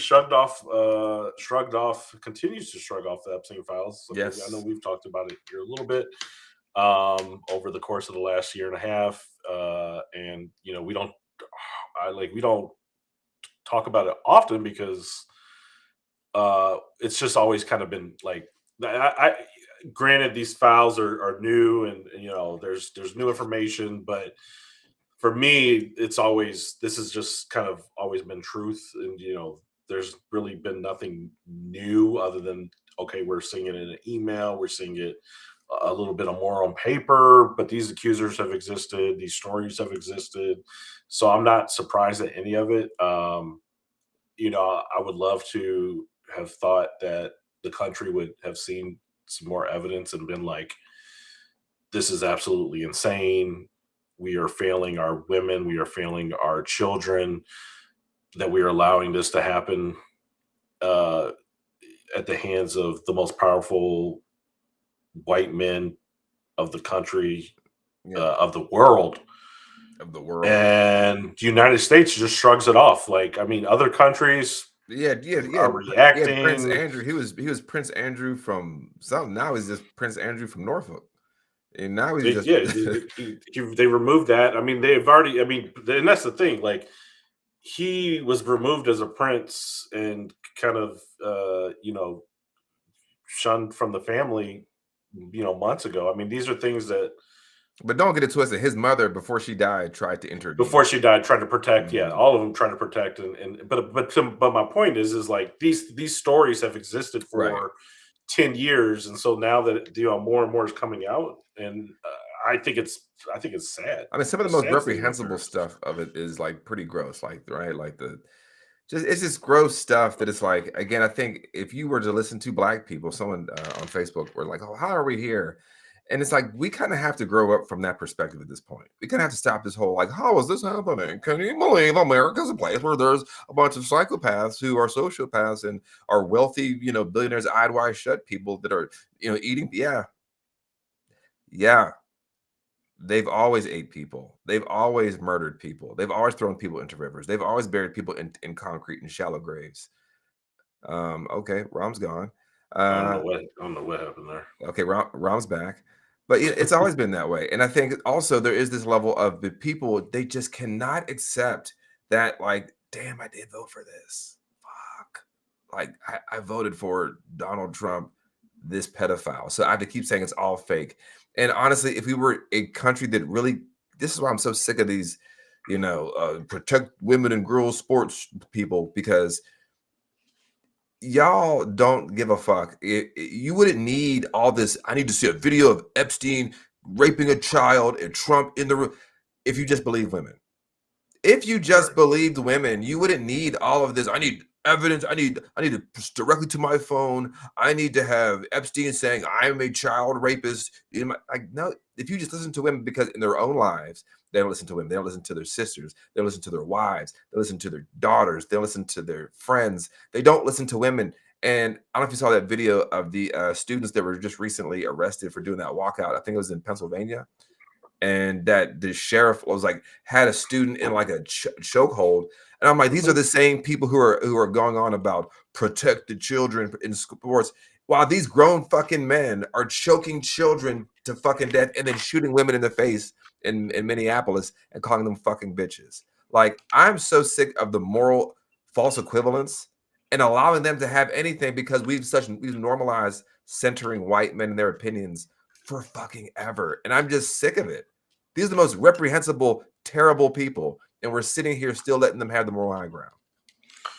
Yeah, it doesn't, like, when you think about all the stuff that we've let, and we as an Americans have let men get away with, in terms of sexual assault, committed both against women and children, it's like, it's kind of sad. It's super sad. It's actually pitiful. And, you look at the Catholic Church, for example, all the things that were just kind of, shrugged off and put under the rug, and, you shove people around, you shuffle people around, and, in the name of forgiveness, there's a movie about the Mormon, and if my mouse didn't die, I would pull it up real quick. But there's a movie about a Mormon man who, it's based on a true story, and he befriended, friends and family, friends down the street, right? And then he was just a predator right in front of them. And, the Mormons kind of forgave him and looked the other way. And this man is literally, committing these, these acts right in front of them. And it's almost built into the culture of just like, it's just, these things just happen. And it's just part of life of like, I don't think people really do look at, child sexual abuse the way that it's portrayed of like being this bad thing. I think Americans at large don't have a problem with it. I've said before, I think they're more trying to they're trying to desensitize people to accept that 14-year-olds, to move that age to 14 is where it's acceptable, right? Yeah. Oh, because they can get pregnant if women can get pregnant, children can get pregnant, young girls can get pregnant at 14 years old. You saw it with Megyn Kelly. You saw it with I think is a child really 14? I think it was like Ohio senator changed the law because his nephew got in trouble. Was like 20 with a 14-year-old, right? So I think we just saw it this week with Nick Fuentes saying something about 14's not that young, right? So you hear all of these things being repeated, and they're normalizing it. Megyn Kelly, it's not like she's 9, she's 14. I mean, that's just crazy to me. And now that there are 9-year-olds showing up in these files, now what?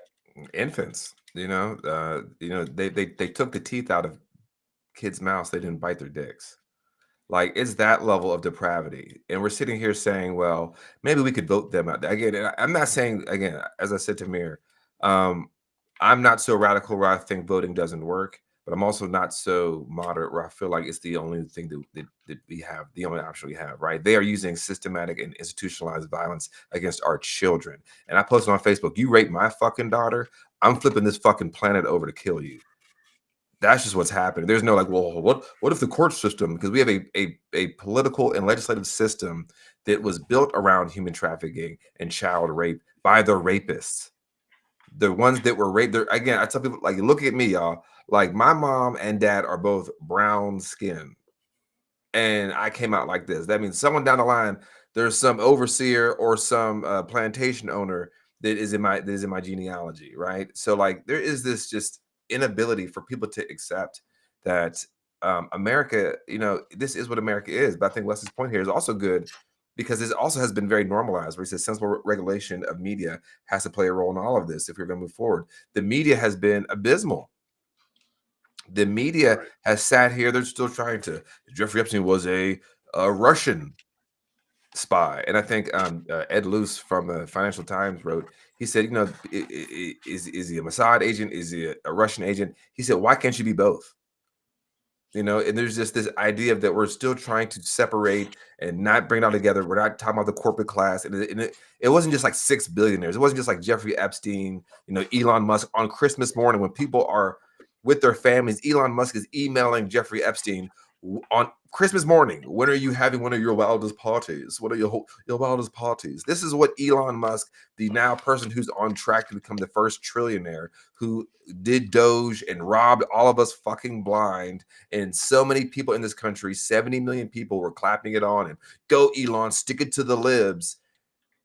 And he himself couldn't wait to go to Epstein's island. In fact, he actually used that email when it came out as proof of like, I wasn't at the island. But yeah, but you were fucking thirsty, bro. You were thirsty to go to the island like a fucking cuck that you are, like a terrible child rapist wannabe that you are, or have.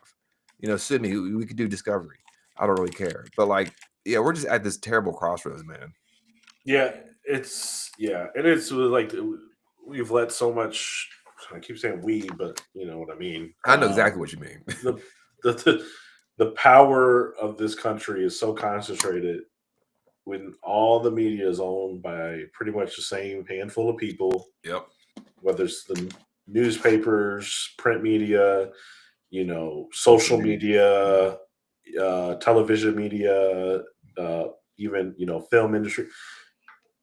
It's like, and if the people say something, whether it's Colbert or Kimmel or or people writing for the Washington Post or whomever, right?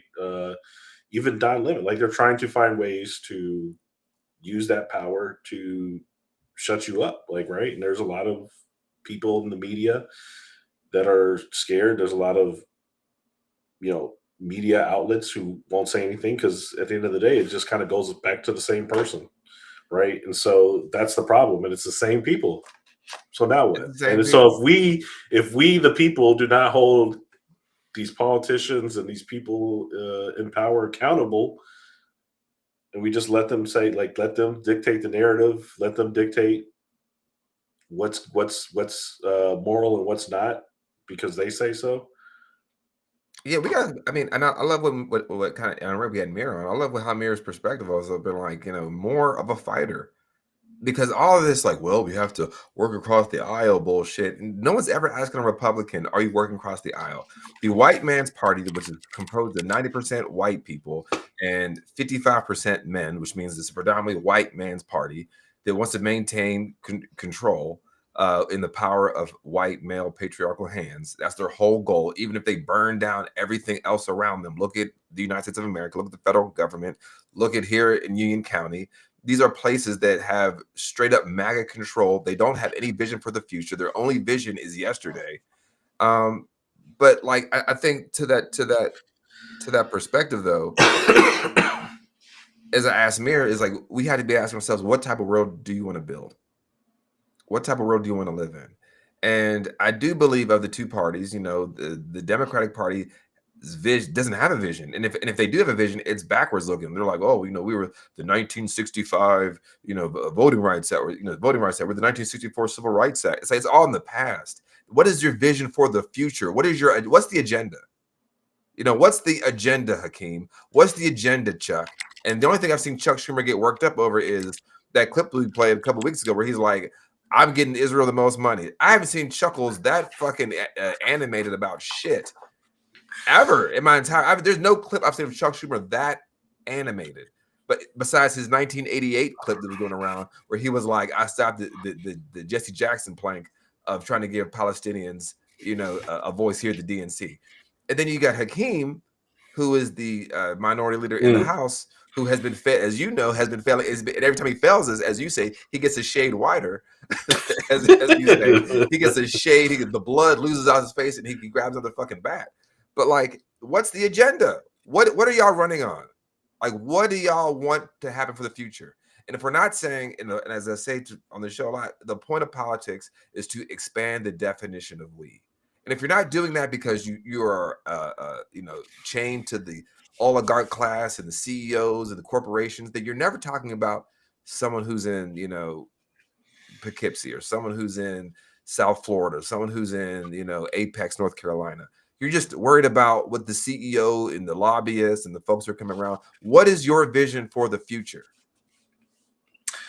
Yeah. I don't know if you caught Waj. I think you did. I think you said it to me. I saw Wajahat Ali, Joy Reid, and Hakeem Jeffries. I got it.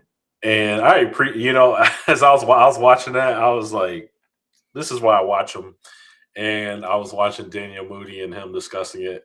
And I was just thinking, like, this is why I listen to these folks. And like right after that segment, they're like, this is why you're my co-host, right? Because it's like Hakeem Jeffries is so disconnected. Like, I don't even know if he's disconnected. I mean, he's bought and paid for, right? He's not an idiot. But yeah, you want to roll it? Did you have it? I thought I deleted it. Sorry. Okay.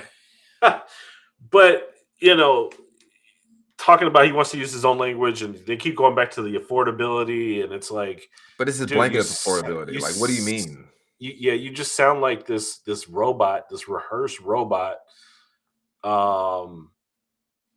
He's up there with, like, as far as dislike somebody, he's up there with Trump and Mike Johnson. I mean, but that's why the Democratic Party is polling at 18%. They're polling at 18% not because people hate Democrats, it's because the Democrats are not fighting. And we're mad that you're not fighting. And when we see someone like Azura Mamdani, when we see someone like AOC, we see someone like these Graham Plattner, when we see these people like Amir who are talking in plain talk saying, hey, our leadership, even in our party, is in league with the motherfuckers who are trying to take our rights away. That cuts through. That cuts through. They are fighting. He is fighting. Hakeem Jeffries is fighting for status quo. Hakeem Jeffries is fighting Correct. for policing language. For it's got to be.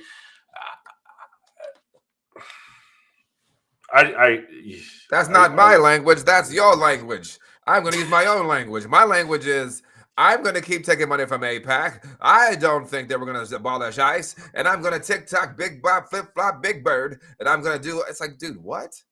And he thinks that he's going to just like do this whole R&B rap thing into the midterms. And yes, will Democrats win some of these races off the strength of how terrible the Republicans are? Yes. But when you get in power, what are you going to do? And the thing is, if you don't offer anybody a vision, then they can't hold you accountable, because you're like, I never told you we'll codify the Voting Rights Act. I never told you that we're going to codify women's bodily autonomy. I never told you we're going to abolish ICE. So now we're kind of stuck between this rock and a hard place.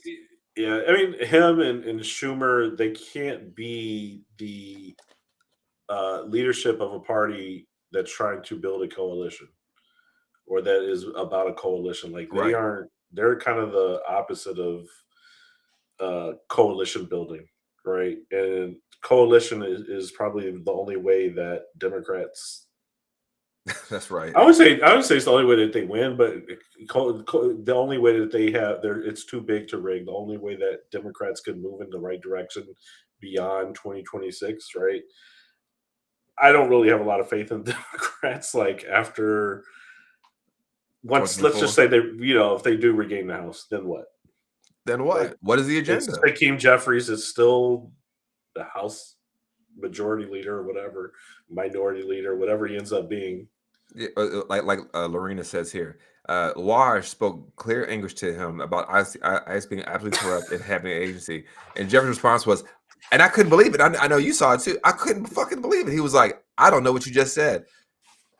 Bitch, I'm gonna punch you. Like, I'm gonna punch you this goddamn computer. Like, I couldn't believe it. God. Like, motherfucker, I said it's a corrupt organization. It's terrorizing Black and brown communities. With stats. With facts. It is facts. It is actively causing damage to property. It is murdering people. And he's like, because they can't bring themselves, because they don't want to look weak to the already fascist Nazis.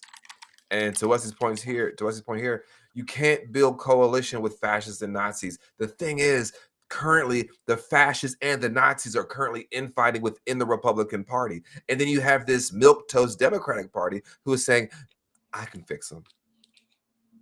I can fix them. If we just came together and worked across the aisle, they're not even working with themselves. Who was it? Marjorie Greene saying she had security. It might be different. I mean, if he might have a leg to stand on if he was making any sort of progress whatsoever. I mean, Schumer and Jeffries go into Trump's office, like he puts a red hat in front of them, they put them in somewhere, like they don't take these people seriously. They're like, they make fun of them. Like they're not even, who takes them seriously? No one. Yeah. No one. They're donors keeping people in line. Anyways. Well, we could always talk about this, but yeah, so I just want to kind of touch on before we go, because now we're kind of about an hour and a half. I just want to touch on before we get out of here the two murders that have recently popped up with Dave.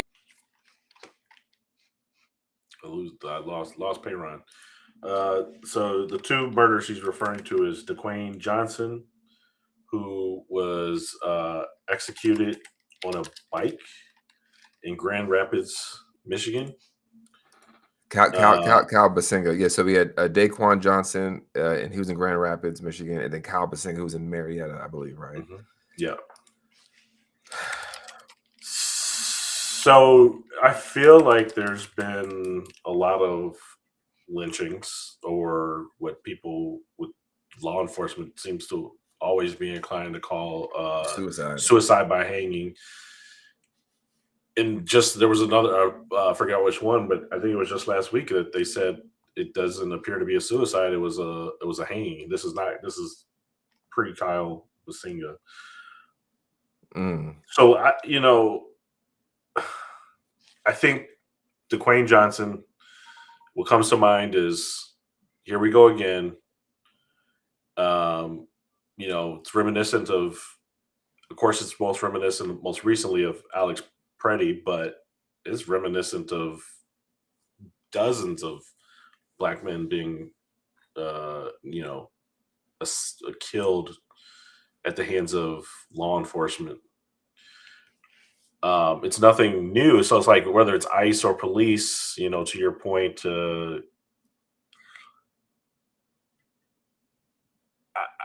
it's just hard to watch those. It's hard to watch those videos when you see somebody get shot point blank, and then for the dog to be sitting there, chewing on his neck. I mean, that is a very hard thing to watch.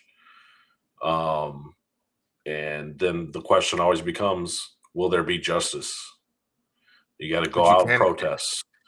You got to go out and make all this noise, and you got to get all these lawyers and go on national TV, get the parents crying in front, go get it circulating on social media just to maybe find a shred of justice for this person.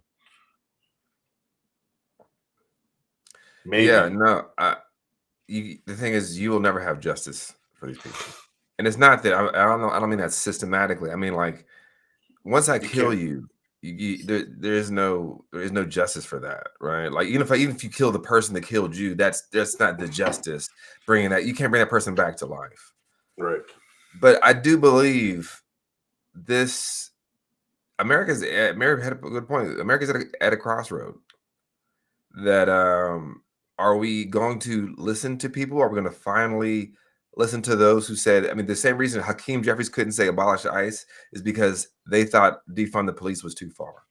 And I remember, we were talking about Alex Preddy, and now we're getting more videos of these same people who are always going to kill us, the police, these slave patrol, these people that peaked in high school, these people that, they've never made anything about themselves, a organization, an institution where 40% of its members commit domestic violence.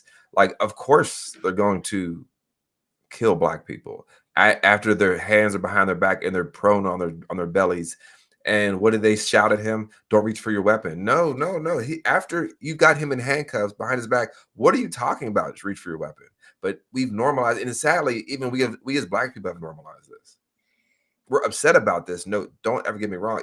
It does cause our cortisol levels to peak. It does cause our adrenaline to rise. But we also know Renee Good was a tragedy for y'all, but it's a Tuesday for us. And that hurts. But like, we've screamed enough, right? Like, we've done the marches, we've been hosed, we've had dogs sicked on us, we've been pepper sprayed, we've been shot by police. And the thing is, when you have both sides of it, when you have the ICE agent, when you have the police officer, or actually three parts, when you have the ICE agents, you have the police officer, then you have like the Kyle Rittenhouse and George Zimmerman's, you have the kind of the three heads of this thing.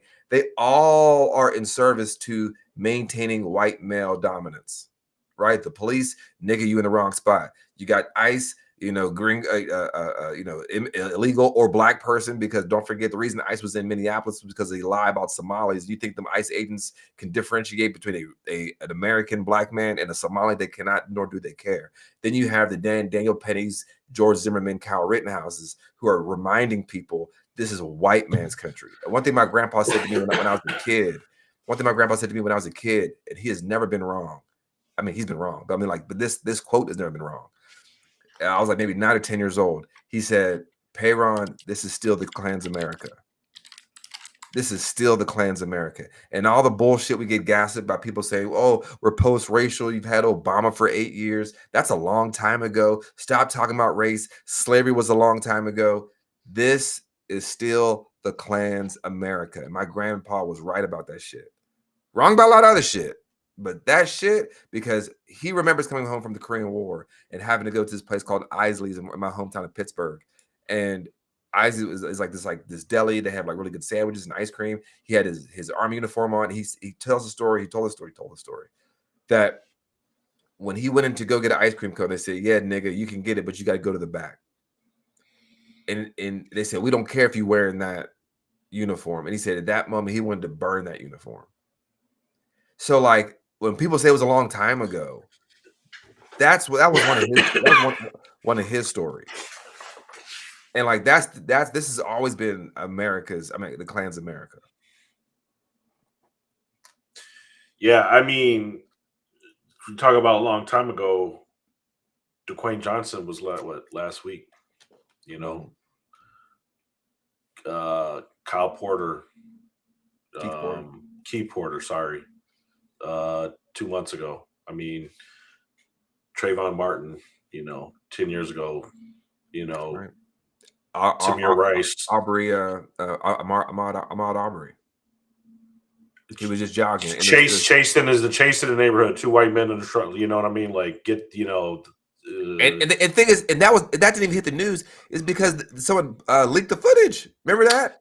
I mean, and this is the things that we hear about are the ones that generally are on tape. That's why we haven't heard a lot about Keith Porter, because one of the reasons, because again, when it's on tape, it's more real. It's like I guess people are waiting for Trump to appear on a videotape with a minor, right? All these things. Nothing. It's like why aren't you believing women? The oppressed. Why aren't you believing black? Yeah, exactly. Why aren't you believing the oppressed, black people? Why aren't you believing women, children, immigrants, gay people? It's always that benefit of the doubt, right? And so for white men, you get that, and it's. And speaking, I don't know what to say at this point. And the same thing with these lynchings. I mean, that's you can't tell me that these are all suicides. They're not. Right, well, because there's no video to show somebody getting because who's going to record that, right? There's no one to record. They don't. It's not a spectacle anymore. It's not a picnic. I'm gonna play this real quick, Ron. This brother, I think, puts it well, because there's names on here, Ron. They are recent. I hadn't even heard of. Check this out. Don't you dare keep scrolling. Let's address this disturbing pattern some more. Mario Kaiser Jr., April 29th, 2025. Found hanging from a tree in Charlotte, North Carolina. Ruled a suicide. Y'all remember Earl Smith from my last video? Albany, New York? Yeah, he was found 2 months later, June 11th, 2025, hanging from a tree and ruled a suicide. So now here's everyone else that came after him. This black man's name is still not public, but body first found June 30th, 2025, on a hike trail in Oakland, California, hanging from a tree and ruled a suicide. Trey Reed. On the campus of Delta State University in Cleveland, Mississippi. Body first found hanging from a tree September 15th, 2025. State autopsy ruled it a suicide. A second independent autopsy funded by Colin Kaepernick found blunt force trauma to the back of his head. You do the math. Javon Gavin, Albuquerque, New Mexico, finally identified October 1st, 2025. And I use the phrase finally identified because for some odd reason, not only did he seem to be treated as a John Doe case, not only did they swiftly rule it a suicide when he was found hanging from a tree, not only did they cremate his body after the ruling, but they did all this a year prior to notifying his family. But hey, still a suicide, right? Tory, short for Torrance Medley, Brookfield, Wisconsin, found hanging from a tree November 13th, 2025, on a golf course that he had no previous access to. Ruled a suicide. The most recent hanging death, Kyle Basinga, Marietta, Georgia, found hanging from a tree February 18th, 2026. And of course, they're trying to rule it a suicide. An honorable mention for those that we know also will not get an ounce of justice due to corruption and or incompetence. Keith Porter Jr., Los Angeles, California. Dr. Linda Davis, Savannah, Georgia, February 16th. And Daquan Johnson, Grand Rapids, Michigan, February 20th. In the span of 10 months. 10 black bodies, only 9 identified. In the span of 10 months. And I reiterate, I don't wish this on anyone. I wouldn't wish this on any family. That being said, let it be one white woman. Let it be someone's white child. Let it be one white billionaire. Or one white politician. And we would sit back and watch how quickly the media turns around and all of a sudden cares. Welcome to America.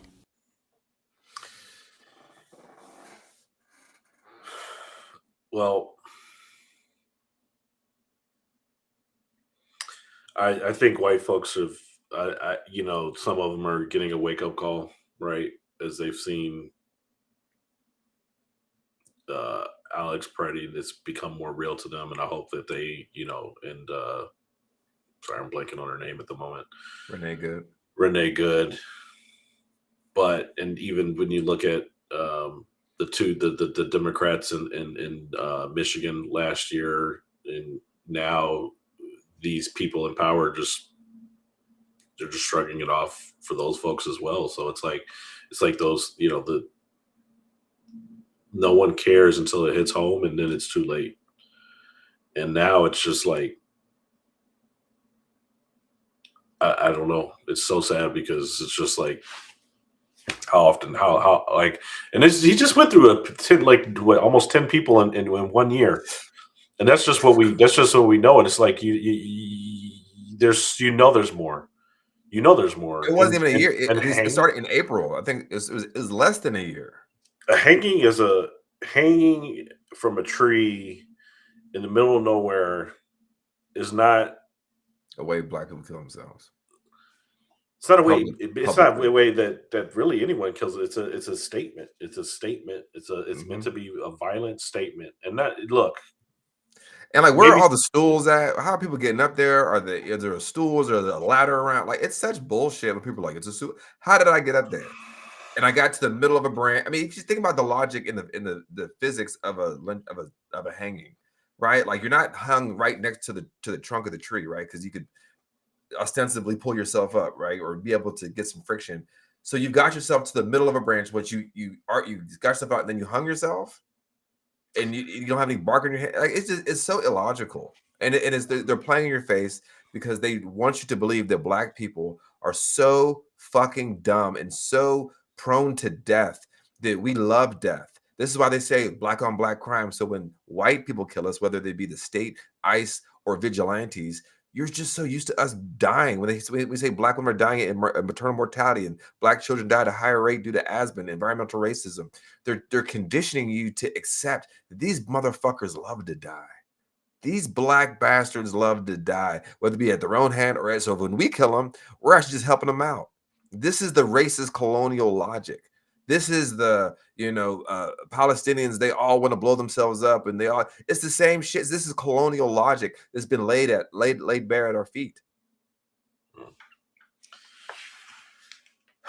I'm sorry that was a heavy video, y'all. That was a lot. Sorry. But I think we got to talk about that type of stuff, man, because it does impact us. Right. It takes a toll, especially when you look at. I thought the Dwayne Johnson was. That was wild, man.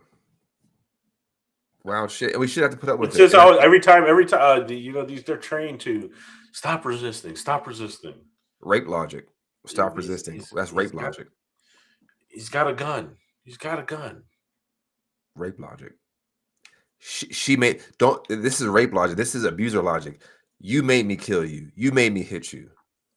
Stop making me hit you. Stop making me rape you. Stop making me hang you. Stop breathing my fucking air. Go use that fucking bathroom over there. Stop you sitting at this lunch counter is a problem to me. It's pissing me off. We got to fucking throw eggs and milk on you and then lynch you afterwards. We have to tar and feather you. We have to tie your arms and legs to these two horses and slap their behinds and have to rip you in half. That's what we have to do because you're pissing me off. So, last thing, we could talk about this, continue on for another 3 hours, but it kind of is in tow with that. So this happened tonight, and I posted twice about it.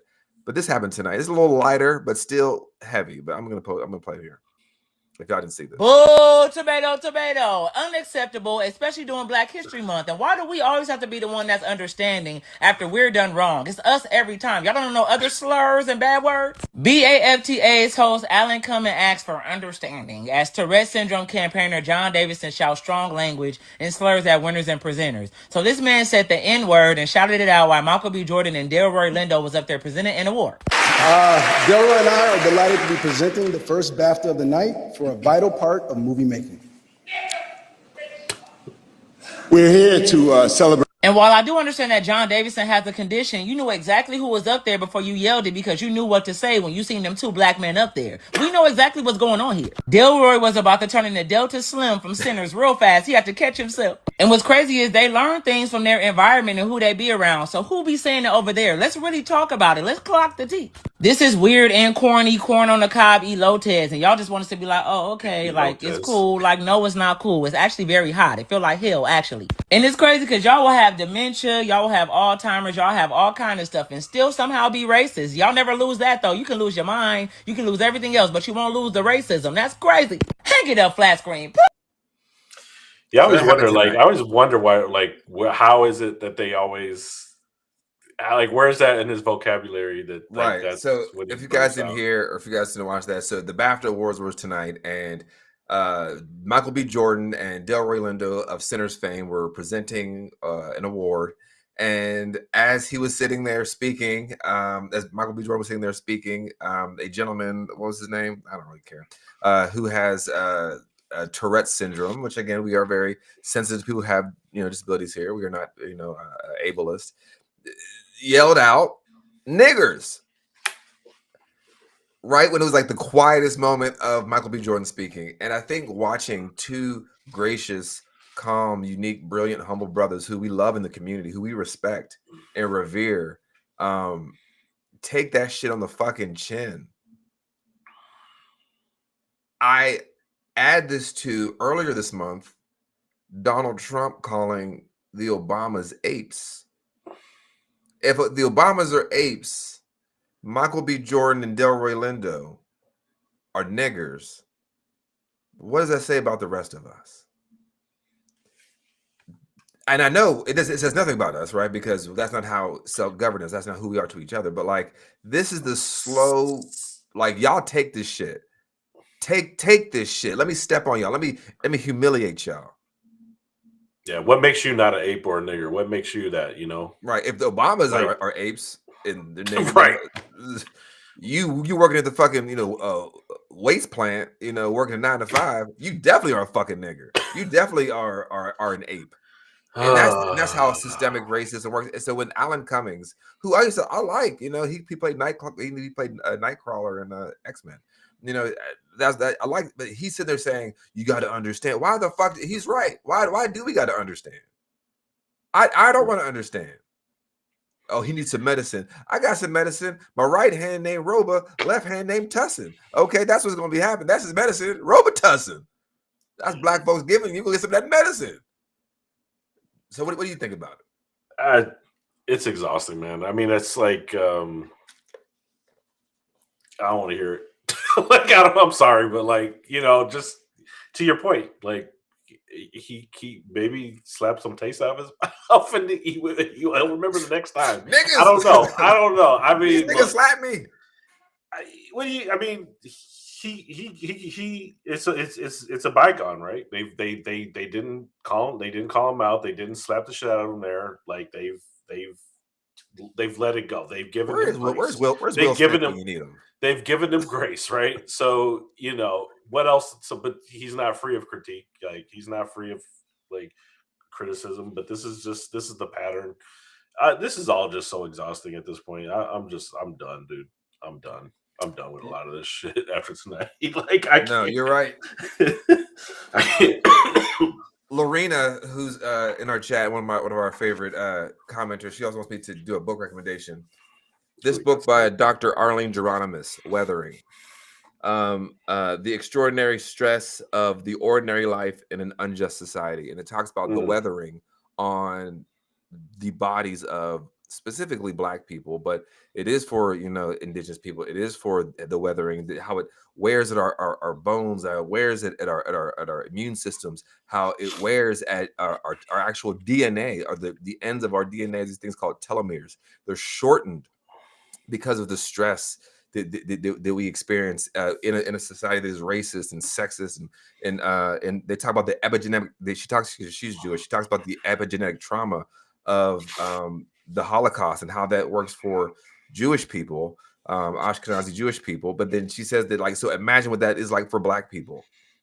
If our DNA has been altered generationally as Jewish people, imagine the DNA of Africans who were trafficked and sold in the transatlantic slave trade. Like it's a fantastic book, and the story that I'll say that stuck out to me about like how hyper vigilant we have to be as Black people, no matter your stature. She talks about how Serena Williams was not getting the proper health care when she was giving her baby, and she's having those blood clots that she was not listened to. Right? No, she was a super multi-millionaire. Everybody knows Serena Williams, right? And then the other story is about Arthur Ashe, my fraternity brother, the tennis champion, and he suffered a heart attack in his 30s, and he's getting wheeled into the ER. And this story is just like, man, like just think about like you're having a heart attack, your blood pressure's up, you don't know if you're about to die the next few minutes, and he remembers counting the faces of the Black and brown people. He said he remembers it was 2 Filipino ladies and 1 Black nurse, because he knew he was in an unsafe area. He knew, like, that's the weathering. You're always thinking about your survival. You're having a fucking heart attack, and you have to be aware of these white people will absolutely experiment to me. They will experiment on me. They will misdiagnose me. They will spit on me like how the nurse spit on Martin Luther King after he was shot in the neck at the Laramie Hotel. Like, I am in an unsafe place in white hands. That is what you're talking about, Ron. We say you're tired. You're talking about weathering. Yeah, and pales in comparison to a lot of it, but even, the past few months of being expected to like, just live almost these two worlds, right? Of like, just, go to work or, do your work and act like everything's normal. And then meanwhile, everything's not normal. And, What's just crazy? kind of There's watch people the world around us. They do think it's normal. Like there's white folks out there who are like, hey, what are you watching the game wrong? And you're like, motherfucker. What? Yeah. It's crazy. All right. Well, we've taken too much of y'all time up tonight. Thank y'all for staying with us. It was a fantastic show. We're so glad Mir was able to join us. Mir, what was the last name? Yarfitz? Yarfitz. Okay, Mir Yarfitz. Mir Yarfitz, running for the North Carolina 10th Congressional District, which is Winston-Salem, Statesville, that area. So it's a gerrymandered little interesting L shape, of course. So or upside down L. But check out his platform. If you can vote for him, check it out. See if he aligns with you. He aligns with the Radical Roots podcast. I'll say that much. So, folks, please make sure you like, share, subscribe to the Radical Roots podcast. It's how we stay growing. It's how we stay on people's algorithms. Folks have been finding us today with Mir joining us. A few folks have signed up with us today. Folks have been able to become Roots Heads. I think that's the official name, wrong. People are saying it's Roots Heads. How do you feel about Roots Heads? Roots Heads? It sounds like Lemon Heads. It does sound like Lemon Heads. Oh, you know what? Are we stealing from the Lemon Heads? That's a good question. But as of right now, we'll just say Roots Heads. I don't feel like doing any more mental labor to figure out another name. The Roots Heads, these folks, they come in here every episode. There's fantastic dialogue. They're getting it going. They're building community in the chat. I love it. So please, if y'all could like, share, subscribe the Radical Roots platform to a friend, a colleague, or a family member, that would do us wonders. And of course, if y'all have a few bucks to throw us, it goes a long way. It's how we're able to bring in cool guests. I mean, we had to pay a pretty penny to get Mir. We paid him like $10 million. So if we don't pay these guests, we're not gonna get anybody else on the show. I'm also doing a podcast tomorrow morning. I don't have the time frame. It is a podcast that's centered around Black trauma. So I'm gonna put that out there. But yeah, if y'all can donate, that'd be great. But if not, of course, just share us. That is exactly what we want to do, so we can keep talking to y'all, staying independent. And for those that listen to the recordings, join us live sometimes. Join us live. All right. We try to put comments up. We try to talk to y'all. Again, that's how I know Lorena, because she be in there. She be going to get it. And I love it. That's my girl. All right, y'all. Well, we will see y'all on the next one. I'll be back on Tuesday for the Roots Rundown. I'll probably, expand on some of the things we've talked about. I really want to talk about, just get the gummies. Who's talking about gummies? See, now the chat's getting crazy. I'll be expanding on some more cultural stuff as well. So we'll see y'all then. And until then, I'm your co-host, Peyron Baxter. And I'm your co-host, Ram Sandoval. Thank you, everyone. Have a great night.